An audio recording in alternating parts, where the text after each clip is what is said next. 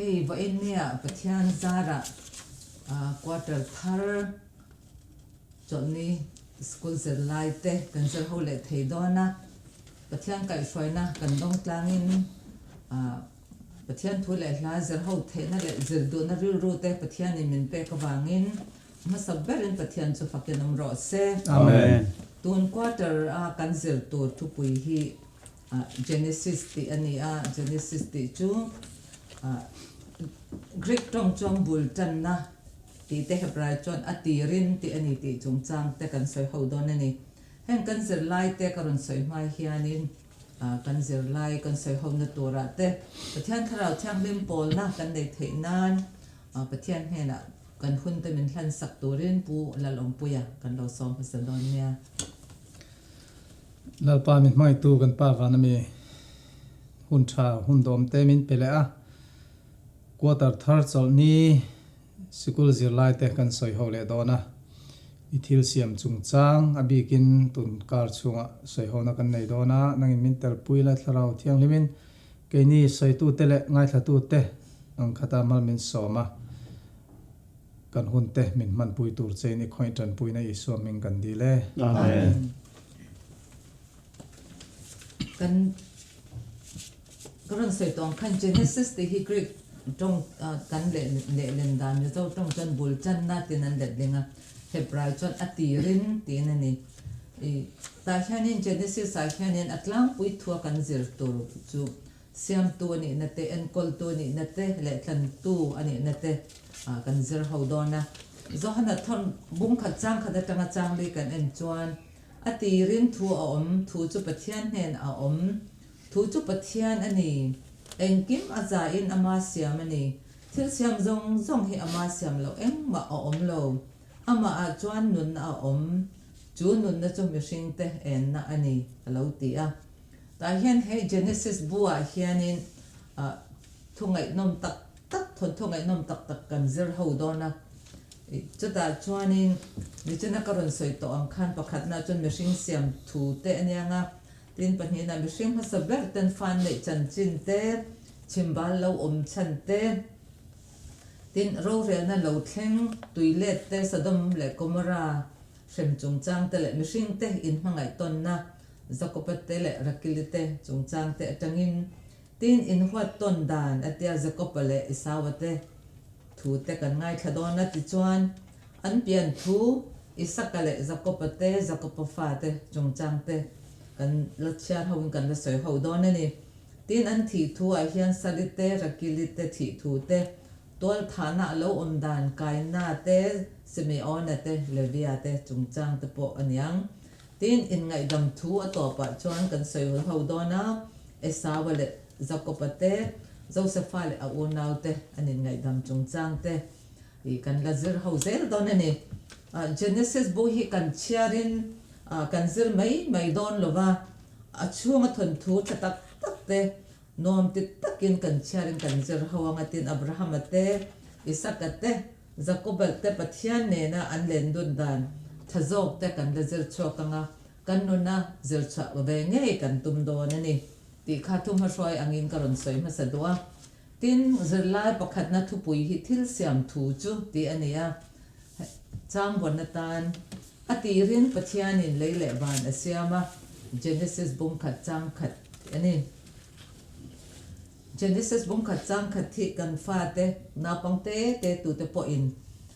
pathian thu Bible chang en lawa soi tora kan zirtir han kan zirtir ani tlang pui bera atirin pathianin leile ban asiama chang toi tak ma se he thu hi thuk em ani ti abek takin tun kara han kan zir ho don ani Genesis bo hi pathianin leile van le achunga thilom te asiam thu ina intana thu poimo takani a Bible is missing te kan lo om tan dan asoina ani a tun lai khovela chon missing te hi pathian siam kan ni lo ama alo om ve mai ani ti zer na tir na te evolution theory kan ti te kan alo om chok ta hetiang te kan han ngai to hianin he Bible he thu alo om he apoi mo hle ani ti he ti lang chang le zolin alang ani tin Chronicles ate Isaiah bung khat chang ni ate Daniel bung khat chang som pani te Solomon thu fing bung khat chang khat atanga som pakhat ta kan en chuan mihring lo om tan dan pathian le mihring inkar in lai chin na poimo tak tak te kan sharin kan hmu thei bawk ani tin Genesis bung khat atanga bung ni a hianin thil siam ti pahnih ron soina kan hmu ata chuanin pathian le mihring te chungchanga zerlai poimo tak tak ta hin kan zir ho don ani ta chuan sabat om zia te sabat poimo na te le chia le tha thing ada chan te pathianin huan lai taka chia le tha hriat na thing ada chan te chu nun na thing ne na ain zom dan te po kan zir ho dona Genesis bu atanga zir chwa tur tam tak zinga hianin thil poimo ber mai pakhat chu khongai na chungchang hi ani tlat mai ani he khovela kan lo piang ve mai hi pathian khongai na wang leo ani a tin tlan na kan nei chan po hi kan nei the na po hi khongai na wang bokani ti kan hmu thei ome tin tu na karon soita mihring te hi siam kan ni na chungchang te le tlan kan ni na chungchang hi sabat ti nen hianin sabat ser thiang him tur kan ni thu pe ka hian tu na siam kan ni na te tlan kan ni na te hi atel ve ani ti kha akena kan zar ho mal don ani tin Sunday kan zar lai kan kal hal mai anga thil siam te pathian chu ti ani ta hianin sam za chang khata tanga chang thum chiar la atin mihring in pathian a chan let na enge a chan ti zo na khata khana ron da ta chuanin hata chang hi karon chiar lokanga ramzong song te u lalpa choi moin lim takin aw ro u lom chungin lalpa rong bolula hlasa chungin ahma local ro u atiani engwangin nge lalpa chu choi moi tur kan ne a lom chunga arong bol tur kan ne na chan hlasa chunga ahma kal tur ta kan ne na chan ni enge ni ta chon lalpa chu pathian ani ti shero u ati lalpa chu kan pathian ani a min siam tu ani a amata kan ni pathian chu min siam tu ani a amata kan ni awangin le kan pathian ani awangin ama chu kan choi moi tur ani a lom chung arong kan bol tur ani ti kha achan na aron pe ngala ni hen thu te ro pui le maya tin Genesis bung khat chang khat ni chuna karon chial tak atirin pathian ni le le ban siama ti kha he chang ai hena poimo lai ber chu lai taka om pathian ti khani hei hi hebrai ho phei chuan he chang an chereng reng hianin an ngai poimo a chu bang chat war takin reng takin helai hi an soi bik thinani ti kan zer lai khan ron soya hebrai tong chuanin bereshit ti hi thil siam thu soina ne ain zombie kan ni ati nge boka tin hebrai bible hun danga he tu na tong kam kher hi man zen ani lawani Jeremiah bua khanin kan puthei boka tin heta hian Genesis bung khat chang khat atanga Genesis bung ni chang li thlen kan en chuanin pathian chu mihring atanga hlat taka om ahming po Elohim ti ani ti kha ta hian im ti hi mi pakhat aya tam soina ani a ta chuan he hming hi ala ti atanga local ani ti in kan zalai khan ron soya hei hianin pathian Elohim ati aro pui zia le achung nun zia aron tilang chiang em ani ati bokani tin Genesis bung ni chang li atanga chang som ni panga kan en chuan de chena ma sa zok ron soi kha Elohim ti amna kha Genesis bung khat chang khat atang kati to khama tu na chuanin Genesis bung ni chang li atanga ni nga pathian chu mi ni chena khan pathian chu mi sing ta ne na tanga hlataka om atia khi ta wa na om dei ti na ni chong lo mi sing atanga ahla ti na mo kan hlat na aron soi na ni ta ata chuanin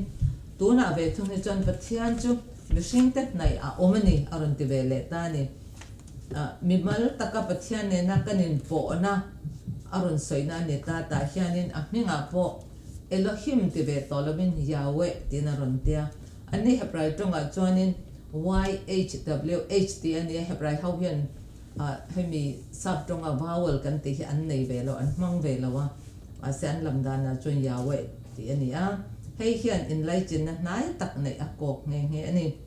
ทีนเฮ้เจนิสบุ้งนี่จังเลยตั้งถูกันเชียร์เฮียนี่ขาตุบุลเตอินชุยนะอันนี้ที่จะบอกกันหมดเทีย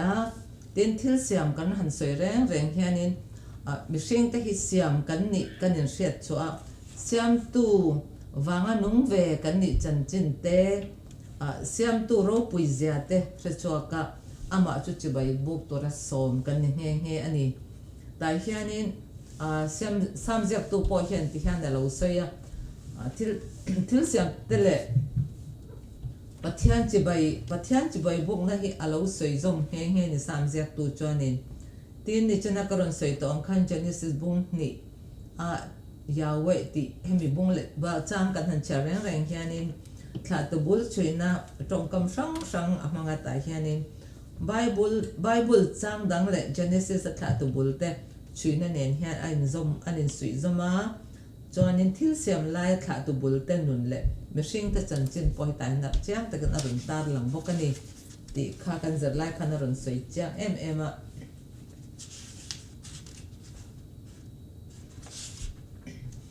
่งปัทยานี่นะปัทยานี่นะปัทนี่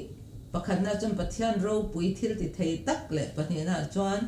มิชิงแต่ไหนมินมังไอตูมิชิงแต่เนี่ยนะอินไลจินนะชัดตักในอันนี้นะแต่เขียนอามาจะไปกันบุกกันดานตูเลยกันดิรูปดานตูมินสิอันนี้อามาจะไปกันบุกดานตูเตกันดานตูอามาเนี่ยนะกันอินไลจินดานะกันนุ่งจังตัวแต่ที่แต่เห็นมินสิละนี่ปัจจัยจุกันบุลนาย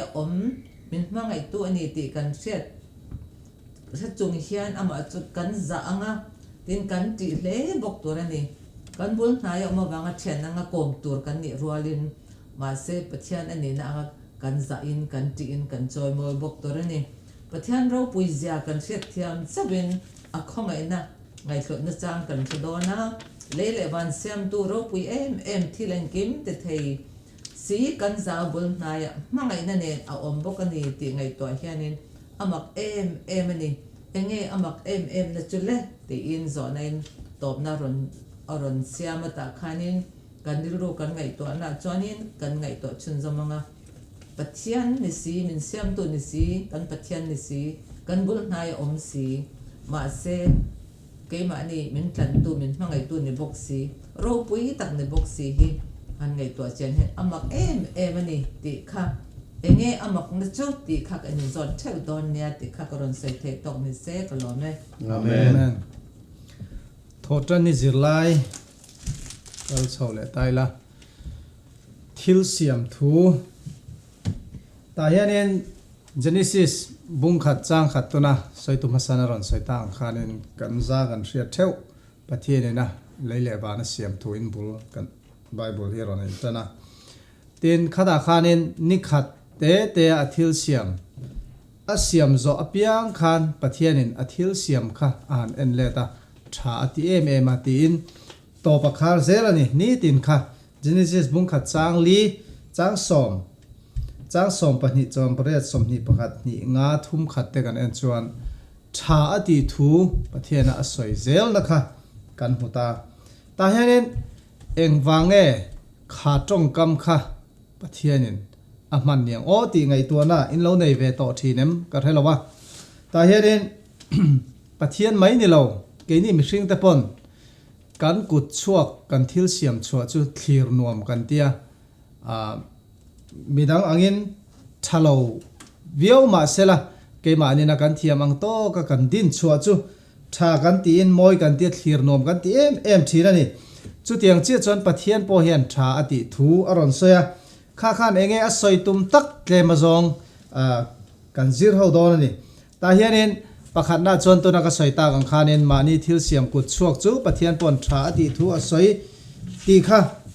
กันมุทยาจุดที่รัวลินรัวมันซาอังเงินถกชวกตานีตีค่ะปะเทียนินหมูแหละคานินค่ะชาอติจวลนะอันนี้แหละตา ti chuanin helaya tha ati kha tong bul kan en chuanin tof antia chu chuanin enge a ko ber ti chuanin thil moi tak mai mo a moi zia soi chuana tan khanin he thumal hi man big ani thina ni chu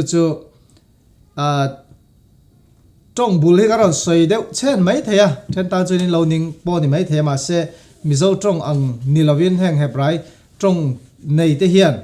an word man an trong thumal man na hi ke ni mizo te anga mun khat chawa man na bik kan nei ve lo ke ni chuan khatiang kha an nei thina wangin kha na ron thil fia do na wangin karon soi fo do na ni ti kha kan soi du kan zeptel lok dua ta hianin tha pathian ina tha ati em na chan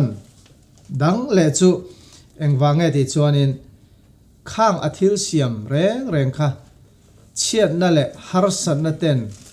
an chunga pakhat ma an la thleng lawa thafam kimin pathianin asiama tunlai khovela chuan sualin minti chhezo to a engkim mai hi adang lam ta vekta tun ma pathian kut chuak hlim moi tak mai ang kha chu tuna hian kan phato lo ani khalaya pathianina moi le tha ati na khanin abikin mihring te apo a an puya min siam min din kan ni na kha pathian tan chuan aluem maya soitu masana soitang khanin tunlai chuanin evolution theory khang kha alor maya khanin khovel hi thil thleng pal enga mo awanga zoi moanga lo in siam lo in rem chho zel angin zirtirna te kalta thil fam kim lo taka tangin a fam kim chho tial angin anin zirtirani chu bible kan en chuan khanin in ang lo top anita a nang le ke tum lok lo le ti pal thila lo om mai kan ni lo ti kha kanin hriat non apoi mo a pathianina arem ruat adu ange ya din le siam kan ni ti kha bible kan zir chuan khata khan chiang takin kan hu thei ta a chu wangin pathianina min din dan le min lo siam dan ruam man na alo siam dan engkim hi engkim mai hi ata tol te in ni khan ni a khanin nung cha han siam ta thut sela mo han ngai to mai ta ula khi bo ruak om lo nga ni eng om lawanga tui om lawanga mo nim hring moi tak om lawanga mi hring tan chen ngai na om lo ni ma se mi hring le ran nung te ran sa te chen theina turin pathianin ata tol te a han siam chhote kha thil ro pui tak thil thleng pal ani lo aruam man na ang thlabin thil a thleng ani ti kha heta hianin chiang takin kan hu thei ta ti chuanin ni khata tanga ni ruk chung mai ba ka sabat ni genesis bung ni chang khata tanga chang thum kan en chuanin khata khan pathianin athil siam zong chu ni sari ni a chon chaw san ta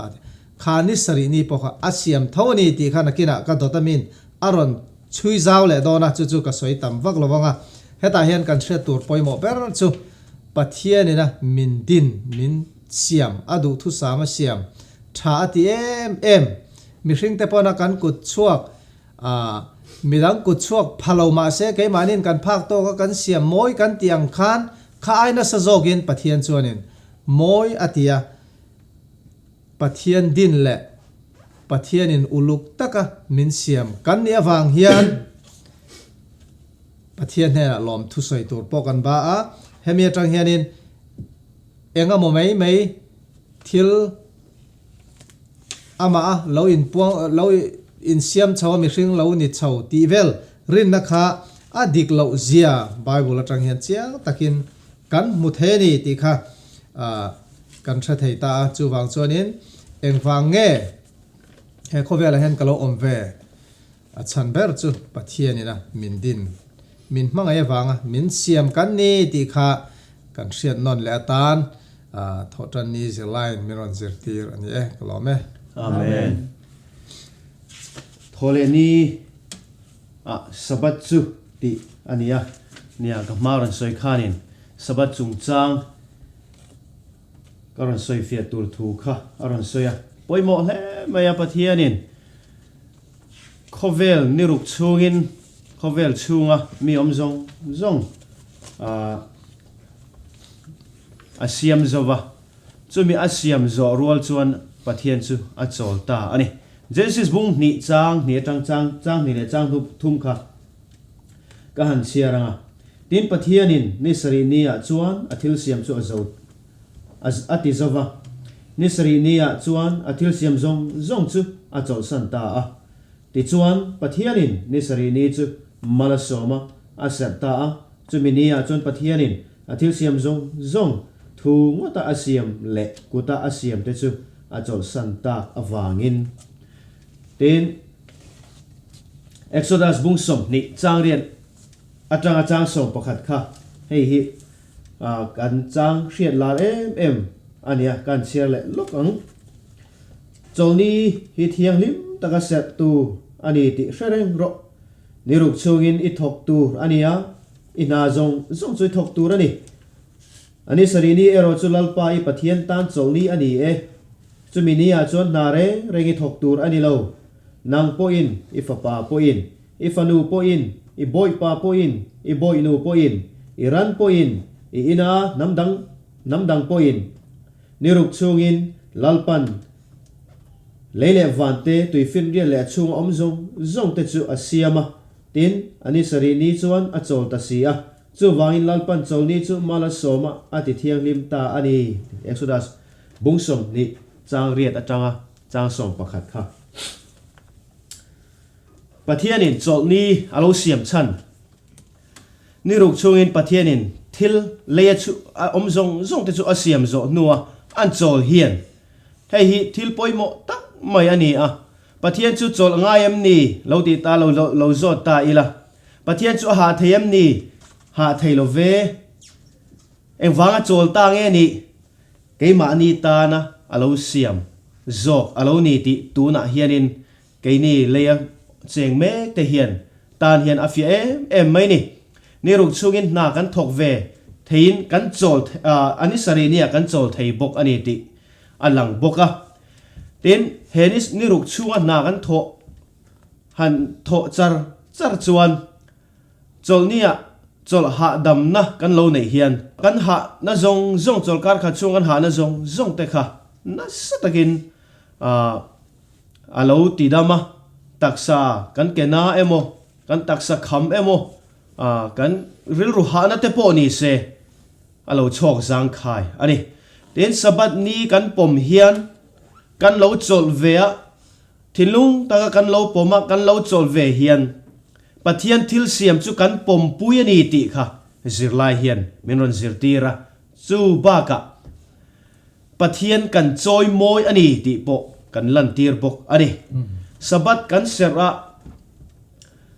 ser lova kan choi pathian chol ni a kan pom lo chuan hei hi pathian choi moi lo na kong le lama chuan ani a chu wangin he sabat hi apoi mo em dan hi mi hring ta na siam ani wangin pathianin kan ta na min siam chu kan chola ama ne na in kung kai na more relationship in light chin na that tak kan nei theina nia tan man tur ani bok ani chol nia hian then kha chu chol tura lom tia mut bo veng nan kan lo mang du thin mai thei ma se chu kan ti tura ni lo helai ko khana chuan ko khan local church a chuan mani ko khana in khoma member te ne na in mua in biak to na khatiang khan ke mani taksa cholkar kha chunga ril ru hana te zong kha thian tha te khan min lo chok jang khai theya ko khan in khom na program shim po khan min chok jang khai theya mi hring hi amal chau kan om hian kan khuwa harin kan ril ru po ngai to na kal sol thei viau ani amar chu mi hring hi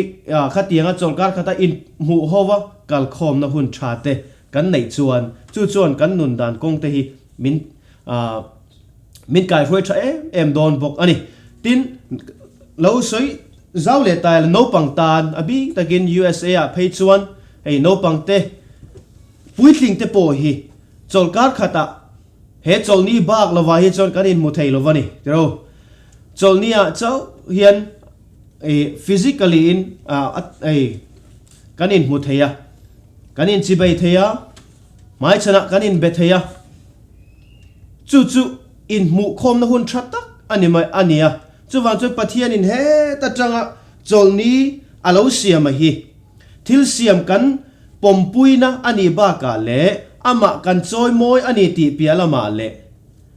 chawlnia chawlna kan lo ne hian tu ra hian keima nia po mal som na chu kan dong na sa le thin ani chuan iso huna po khan iso hian chawlnia mi atidam thin ani ti kan ria luka po kan mua chawlnia mi atidam thina chuan he khovel to hun tur te po min khir tir dai mai ni he khovel to huna chawlnia mal som na an don thinang khan he khovel to huna po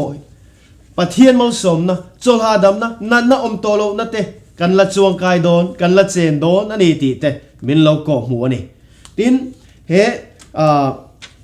thok zo ti hi trong kam hi biak buk sak zo an man le Solomon temple sak zo an man nen khan ai ang khat reng ani chuwang chuanin he chawlni ani sari ni ani rung nia a thok zo ani sari ni kan chuang kai kan chawl ta hian kan soi non le du chu isua ina ronga bol na te zong nen han khai khom khan iso lo kal le huna chawlnia chawlna ala om zel do na chuta chuanin mal som na te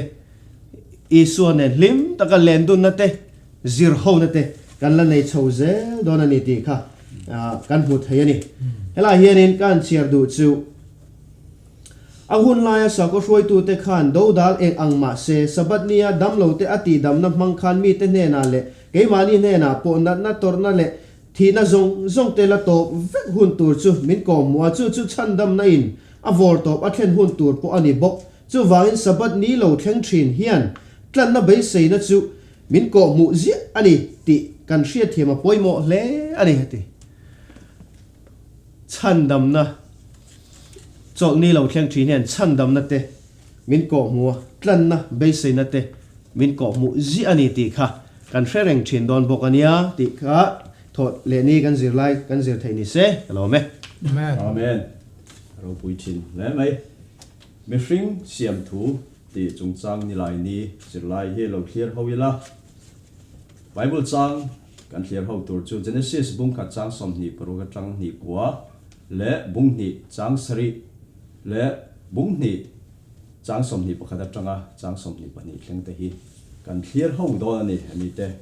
chang bung le chang pathum te hi pathianin ichina soitum sa ten aron soitong khanin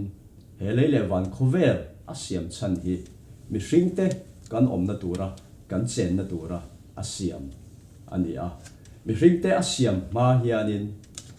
ichina aron soitong khanin pathianin he khovel chunga om zong nung cha te ni le tha te tuite bo ruak te ei tur thingkung pangpar te chenin alo siam vek maya chu asiam zo vek nu chuanin mi hring hi a nung tabera asiam ani as thil siam zong a nung tabera siam chu mi hring kan ni a te na thil siam zong zinga ro pui ber chu mi hring kan ni kai ni ai ro pui hi a thil siam zinga omlo wan bo ro te kan hlira rc zirmi ten an zira ro pui zia an soi ma se chu ai chuanin mi hring te pathian thil siam mi hring te nung ber siam te kan ro pui berani eng wange kan ti chuanin ama an pui ama taksa an puya pathianin du tak maya alo duan te kan ni lat maya chung awang chuanin kan ro pui ber a thil siam dang zong ra chu ama an puin siam lo ti chiang do in aron soitong khanin kan mu thei bokani ta chuanin helai hianin han thlir zelila pathianin siam kan ni dan hi chini in a oma chu siam kan ni dan chu helai bible chang ni china karon soitong khan Genesis bung khat chang som ni paruka tele bung ni chang saria te hianin kan en chuanin kan mu thea lo soila tin pathianin kan an puin keimani ang takin mihring siam ila ati anni chu he tui fin riat mo sanga tui om sanga te chunga le nung cha te sava te bogova kal zong som te chunga rogrel ti rang u ti in aron soyatin Genesis bung ni chang saria kan en chuanin tin pathianin le vai vutin mihring a siam ati anara chon na tho chu a tholu ta chu ti chuan mihring chu minung alo ni ta a ti chu emi bung le chang pahnia hianin via tak main pathianin mihring a siam dan zia chu kan mule thia tin ni chira bible chang karon soya khanin an pui ti le ang tak tia khan pahnia khan lo enila hebrai tong chuanin tong ni in ti hian aron soya an pui ti chu a phoi hi dik lo mai thia chalim ti ani a tin ang tak ti aron mara hian demut ti in aron mang le ni chu chalim ti an pui ti chu he ke ma ni pathianin ati sa ang che min siam khoi thei de thei mu thei hi ani a hemi demut ti hi chu khoi thei lo de thei lo ril ru hemi kan ti sa chung lampang kan ngei tuana ril ru lampang hi aron ko ka chu ta chuan chi ni om kha thlarau le taksa a om mani chu taksa chu ichina karan soi tong khani chalim ti aron soi khoi thei de thei pathianin an pui chia maya an pui ti sa chia me min siam yania he demut thrau lampang kan ngei tuana hemi kan ril ru pathian anga ngei tuana kan nei hi aron ko ka helai hianin karon chiara zilai bua aron zia ang hianin kan zol nei alen ji huain aron jiang hianin hian karon chiar zong net tlem zong siam tu ko ta adama aron chua chia khan ataksa ril ru le tharau lama ama siam tu ang ni na aron nei nga la ni ati hi education tax som panga nami aron la ani pathianin adama aron siam khanin ataksang che aron siam khanin ril ru le tharau pathian ang chia aron nei ni chu tak mai chu pathianin asiam chan tir khanin pathian anga ril ru thiang lim ril ru tha sual kai lo fam kimin aron siam che mi pathian ani ataksa mai baka ril ru ngai tuan thangin athavek sual kai lo ni ma second thia to angin sual aron lu khan sualin aron khoi chatani ti kha kan soidu so ka khalam pang chu kan soi thui lo nga pathian ang pui che heta tharau ati aron soya hianin han soile ta mi hring chuanin hemi tho ni chia bible chang kron sen nun da tho nara atholut ti khanin keimani ave ang tak tharau chunga siam angin an ngaya chu tharau chu a kan thi huna te mo chuak thei mo kal du thei mi te vat lo thei mo mi te vakan thei keimani ang pa ngai ang keimani ang midang oma hian an ngai thina chu adik lo topani ti kha kan sei duwa chu tho chu nu na tho tharau kan ti chu hebrai tong chon nefes te ni pathianin chu ama ang chiamin siam adama siam chu atnara chon nu na tho chu athalut ti chu nefes chu athaluta chu taksa chu minung alo ni ta ni ti bible chang kron sei to kha che tho hi angyang gana kan le don chuanin tharau nung ti na ni chu tharau nung chu keimani ang an pui ka chunga da lut ni loin chuak thei du ang ji ani lon he tho nun na tho taksa ti nung tu minung siam tu chia kha ni he tho hi atlang pui thuin tharau lampang soina amang tlang pui ni ti kha kan soi du bokani ten pathianin adama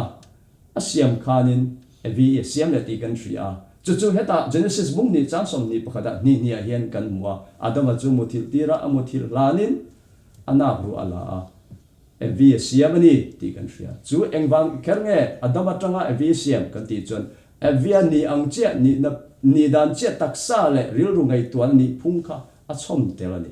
chu pathian chun ama ang puya che siam kan vai mai hian adama evi tlengin kan ni a pathian in he khovela hian chi tha ti punga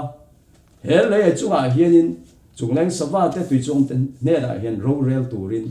le nuam taka pathian fak turin min siama ama an pui du thu sama min siama sual chuan miron ti chatani ti kan soi to kha kan threlang thawin chuwang chuanin keini poi pathian kan chunga aril ruputhi tun thleng mai hian alapa ngai reng avile adama siama tangkhanin adu sakbi ti na lo adang lambi kan ni lo avile adama siam amang che ril rupu siam khan ti sang put siam khan keini tun thleng mai hian khovel top thleng mai hianin alapa ngai renga pathian an pui ang kalani kan danglam chuang reng reng lo chen pathian po kan chunga aril ruput min mangai na hi alapa ngai renga dang lo ni ti kha kan sei dua chu wang chuan keini po pathianin du taka min siam ama an pui anga min siam chu tun ma adama le vi siam anga sol kai lo thiang lim ril ru thiang lim bu ang khanin pathianin chu tiang ril ru chu nei le turin min du a kan zawai mai hianin pathian min mangai tu min mangai taka min siam tu du taka min siam tu chu a thai top chu in kan ril ru te in ti thiang limin ama lam hoin pathian chu ifakin ipan thong uti kha kan som non le du ania kan zawai kalome Amen. ole ni nga ni zirlai kan han soi ho le dona atupuya chuan mihring te mo phurna ti ani pathian in mihring ma saber te asiam khanin thil thon pe pathum a pe hal ani chung te chu pakhat na chuan eden huan ani a pe na chuan eile in tur pathum na chuan mei chia khang kha genesis bung ni changre ta tangin chang som ni pani kanen chuanin khang pathum ta kha kan moni tin genesis bung ni chang som panga tanga som pasari kan en chuanin mihring te hian pathian laka mo phurna kan nei te aron tar langa i pakhat na chuan han te leila eden huan kha en kol le veng turin ti ani ta han veng ti ale lin hi hebrai thumala chuanin ava ti hian anzia ka chu na thok ti ako kani thil thon pe kan don reng hi kan dong rungot torani loba kan chomin kan ti pung torani ti methai bung som ni panga chang som pali kan chher chon iso khan talen te khin thu alo soi te nen khanin tai hianin kan mebel thein alanga i talen nei tu te po khanin an nei ta kha phumbo mai toran ni lo ti pung torani ti kha zerlai kha thu tang po khan zerlai kan zir chok thayani tin ta hianin eden huan en kol hanti te veng hanti te reng kat thumal hi mi zo tong pon han ngai to tai la en kol kan ti chon na kan thok ani ti na ni ti tur kan nei him na turin kan venga ani lo chong kan en kol kan ti po khat athat na turin kan boy puya kan ro hana kan ngai to in kan en kol na kan thok thene ni ta hianin na thok ate han ngai to chuanin ril ro chun nge lo lang ti chon adam evile adam ten danan bo chat no swalan club no khanin pathianin antan ele intur aperungot to lawa an thok chok turani ti atang khanin na tho ti hi harsa taka thlan chokan na tho hi khang atang khan alo tan che an lo mi o ti ril ro lo lang mai thei ma se tu na kan don chal bung le chang atang hi chuanin eden huan pathianin mi singa sem ter na tho tur apen ha na tho tur kha apen ha le ni te kan mu theya ta hian enga tenge na tho tur he pe kan ti chuanin mi sing te kan hlim na turin an hlim na turin pathianin an tan thil thon pek kha alo pe ani mi tam tak chuan tu lai thalai te pe chuan na tho ti rang chuan enge kan hlim na tur kan ti mai thei amaro chu na he kan tho tam po le ke man hi kan hlim mai ani ti kha a thok thin te chuan kan thri chiang le in ka ringa tin thil thon pek apek zenga pahni na khan eile in chung chang ani eile in tur pathianin adama hena idu du in I ei thayang ti Genesis bong ni chang som prokan en chon kan muthaya I adama hena khan kwana me kha du du ei thaye ni te kha shilani amaro chu kan hriat thawangin alayat chala thriat na thingaro kha chu in ei turani lawani ati khamom kha fe na kha eden hona tan khan adika boini ke ma ni bo in ni thleng hen kha thu ka ala dikrang ani ti kha kan zir tur ne ta salangin amen tin eile in chung changa hian pathian hianin adama hena idu do in e yang ati ang khan eile in tur ape thina ni ti kan chata kha thu che khadania la po khanin e englo bablum khwa khanin tilre pa ai rong eile in not petu tur nên thu soi khai nghe ti chuanin kan pathian henin eile in tur min pathina ni ti alo soi kha I heta adama ne na pathianin alo soi tong kom kha aron hmang ve ni ti kan huthei bokatin eile in chung changai hen kaima ne na kan tan na ti tur kan nei eile in tur min pek a thona min pek rungot a khan ne lawin kainin na kan lo ti vele tur su ta po hianin eile in tur min pek chen ti lo tur ati kha chu phim khur taka ei lo tur ti lo tur kan ni ve thina ni ti te tun hu po hen hemi hwana eden hwana thaira chung chang khar lawa po hian si sel na chung chang te zol nei phangin tam tak char tur kan neya kan zir thin heng ata po hianin ti lo tur kan ta na thalo tur te chu kan ti lo tur ani tu na hwana chale thasiat in ei chon in ei ni la lai in thi ang atia ataken an thilo ma se om zia kan thathiam veka I an tharau nun pathian ne na in thlat na lo om ta ni ti kan hmong khanin zol nei hmanga kan ta na thalo tur eile in chung changa hian kan ti lo tur te kan ti hian zoi in keima ni kan taksa pathian tem pulani kan ti thosi hi kan beng him lo kan enkol thalo thina pathian kan choi moi lo in kan eile in atangin ti ta kha karon soi bel to ati chuanin ta hianin bible atanga kan hmu thei chu pathian he na tanga min pek lok taka kan long phan dan chung chang na wa kha chon long ape khan akhove a chandama ti meila ti chuanin Josepha po kha an chung ko en kol turin pathian alo ruang man loka aman he na pek Josepha he na pek mang khanin Josepha kan an chung kwa le tamte hum humanity chung chang te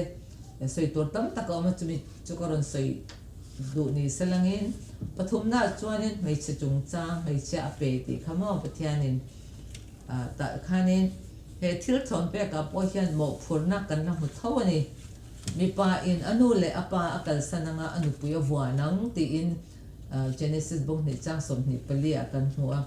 he thu pe ro pui takhi in nei ne thu thlung mi pa le mei cha pum kata in siam na tora thu thlung poi mo tak ani ata chuanin hei ba ka hianin I pathian le mishing in kara kanin lai chet na pon hei hi kan mang thei bokani ta hian ti sapum khat mishing mi pa le mei cha mi sang de chin kha he thu thlung an siam tang hianin mi ti sapum khat mi pakhat angan lo ni ta ti na ni chung tin mi pa in anu le apa kal sananga ti hi bible engatenge mi pa in ati na kher kan ti chuanin bible han thua soi reng mei cha te chu ti om lawa mi pa te ti hi soi tlang pui ani wangin mi pa te kharon phang mei ni ana langa amaro chu mei cha po ni se mi pa po ni se he anin nei chung changa ero hi chuanin an mo phur na kha en ang rangani anin kara khan rin om takin an thut phun kha an wong ve torani ti kha kan chet bel tora tang karon sei dua tin heta zo na ron za hi kan ngai to ho fa ka tan pathian he na tanga idon thil thon pek ta kha chut la eng mo phur ne nge ine tiani na pangte te po zo ti la pathian he na tanga idon te chu eng te nge ta chon enge mo phur na ine ti se hei na pangte chani hei choice ka donga khar ka donga chiti khati soi tur kan na yang ke ni upa de chon in le lo te chumi khami te ti soitor kan nei terin karinga chung zong zinga poimo ber pathian he na thil thon pek kan na jong kan fanau kan ri la ra fanau te hi ni te kha karon soi war do a ta chuani engmo phur na nge in nei aron ti che hen en te nge kan chana kan fanau en kol dan he ke di chuani kan thiam tok kan hriat ang tok in kan duata than ka chuani kan fa kan duat lu to ka ifai duat lu to ka i duat sual ti te kan nei thin hi tiang te khani mo phur na kan neya kan fa te kan duata ele in tur an tla chamang te kan lawa an zir na tur thatak tak an zir na hun thatak tak an kal na tur ta kan ngai to chin chung zong aya poi mo che nge tharau thiang lim pol na donga pathian ni siam tu pathian ni an ma ni siam tu ani a an ma ni mangai tu ani kan tan cross a athia ke ma ni sol la kata min chandam turin ti hi an lo shet them pathian mangai na hi an shet them poi mo em maya hemi huthiam tur le an ril ron ngai to na zong te pathian in tlan thei tur khophian zirtir turin no le pa te hian mo phun na kan nei ani chu na kena van rama iso krista nen kan than huna po khonge ifanau kapek sakha min ti huna lalpa heng te hi fanau min pek te chu an ni ti in kan roi thleng thei do nem nge lalpa chumi ni a khami ni a ti in chon lam rang siamin pathian he a ne na kan roi thlen lo dan he kan in soi moi kan tum do nem ti kha voina hin in ngai to tlang la ka do ta hianin chang tak main thil kan nei zong thil thon pek zinga poimo ver kan fanau te chung chang ai hianin kan ti tur chang takin engai to tlang ang uti kha karin som do a fanau la nei lo na la tlang wal te po in pathian he na tanga indon thil thon pe ka tam khat enge ti ve tur nei ti kha in ngai to thewi langin pathian he na ama min petun he na lom thu soi na chang kan sia em ani lo chon a thil thon min pe ka ronga thian kan thil do nai hen kan lom ronga ta min petun he na lom na chang kan thalo fo thin ani eng ta po hi kan film khoranga ya kan in bi chan angai em ani ti kha ani nga ni zar lai tang karon soi thei ni sala ti chuan kan zar lai zong kha e thil siam te thu ti ani awang khanin halai zar top ne mi hi karon soi du lokka ta hianin arun zia ka thil siam te le pathian thu ti mele bible kan tiang chu hi mi pakhat kut chuak ani awangin ain ang lo thei lawani ain rem lo thei lawani ati ha poimo ka tia thil siam te engkim po he ngai to elangin pathian thunen ain mil thap bekani tin khobela finna lo pung zela abek takin science zir how te chuanin a thil thar mu cha rang an ron nei ta amaro chok kha pathian thil siam an ron mu cha thil thar rang po kha ni se he kan bible pathian thunen he inkal na pakhat ma lawani te kan zalla kan arun soya ei poi kan sia ta na tha in ka sia ti chuan thil sema pathian in puan na le zia ka da pathian thu te hi a in chun eng to na ni ti kha a thle in ka bokani ti chuan an na tho dan min sia tir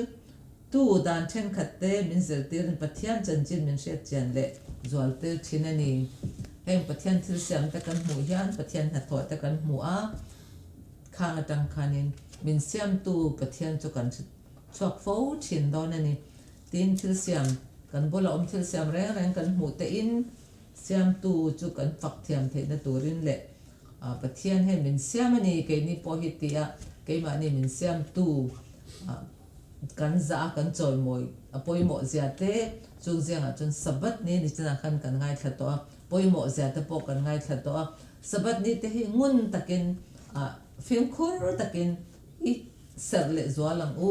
hemenia hian pathian ni pakle choi moin a hena in thlan na hona i mang thinang u ti kha kanin fui na le kanin som thei ni sala kalome amen ti chuan hei kar le azir lai patni na kan ban zir ho le do na kan zir lai kan soi ho thin te min hlut saka min lo thlir sak thina wangin kan lom em hun local zel tora po pathianin damna se sel na te min pe nga hun tha te min pe chuan ron chun zom zel kan tum do na ta po chuan min lo thlut saka min lo thlir pui le zel turin kan lo som hal cheu ni kan lo me Amen.